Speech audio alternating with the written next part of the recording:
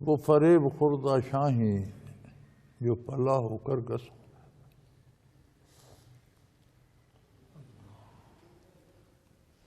ہمیں یہ 150-200 سالہ انگریز کی غلامی تباہ کر گئی. ہماری 5 نسلیں اس کی نظر ہو گئیں.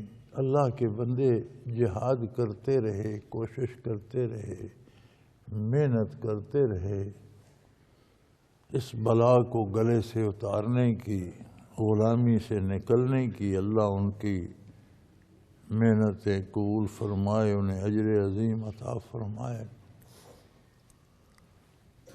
وہ بلا ٹلی، اللہ نے ٹالی، لیکن ہمیں آزادی نصیب نہ ہو سکی.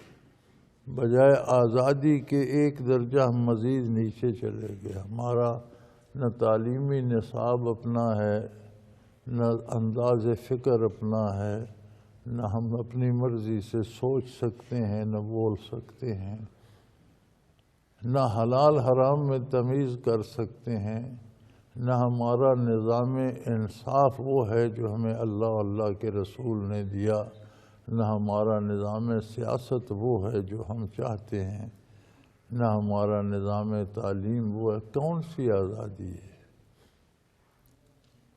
ہم اس بات کو سمجھ ہی نہیں سکتے. ہم نے تعلیم، پتہ ہے ہماری قوم من حیث القوم، ہر بندہ بیٹا جی ایم اے کر کے بیٹھے، نوکری نہیں ملتی.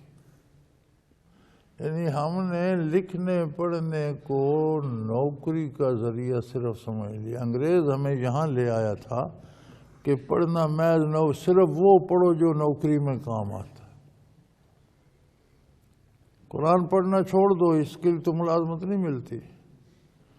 تفسیریں مت پڑھو، ان سے تو نوکری نہیں ملتی. اس کے مفاہیم و معانی پہ محنت نہ کرو، اس کے صرف و نحو مت سیکھو. یہ حدیث اور اس کا ذخیرہ کیا کرو گے یاد کر کے؟ ملا بن جاؤ گے، مردے نہلاتے رہو گے. صاحب بنو، افسر بنو، وہ چیزیں سیکھو جن سے اچھی نوکری. ہم نے سمجھ لیا اب یہ پکی ہماری بات ہے کہ پڑھنا صرف اس لیے ہے کہ نوکری ملے. علم برائے علم کا جو تصور ہے وہ ہم سے انگریز نے ختم کر دیا. آدمی پی ایچ ڈی کر کے بھی مزدوری بھی کر سکتا ہے، پی ایچ ڈی کر کے اپنی دکان بھی چلا سکتا ہے، پی ایچ ڈی کر کے اپنی کاشتکاری بھی کر سکتا ہے، پی ایچ ڈی کر کے ایم اے کر کے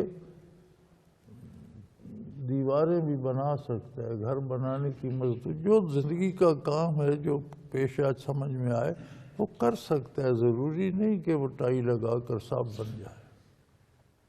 لیکن ہم تو صرف نوکری کے لیے پڑھتے ہیں نا. پھر وہ علم تو نہیں ہے، وہ تو اصول معاش کا ایک ہیلا ہے اسے اس کے طور پر.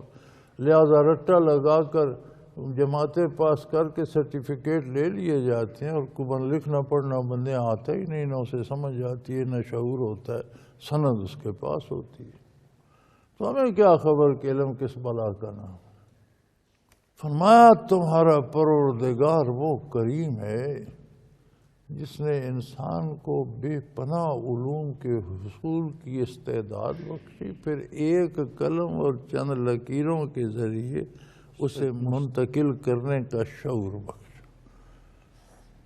تو یہ علم منتقل کرنا یا نقلی علم کو حاصل کرنا انسانی فضیلتوں میں سے ہے، اعلیٰ اوصاف میں سے ہے.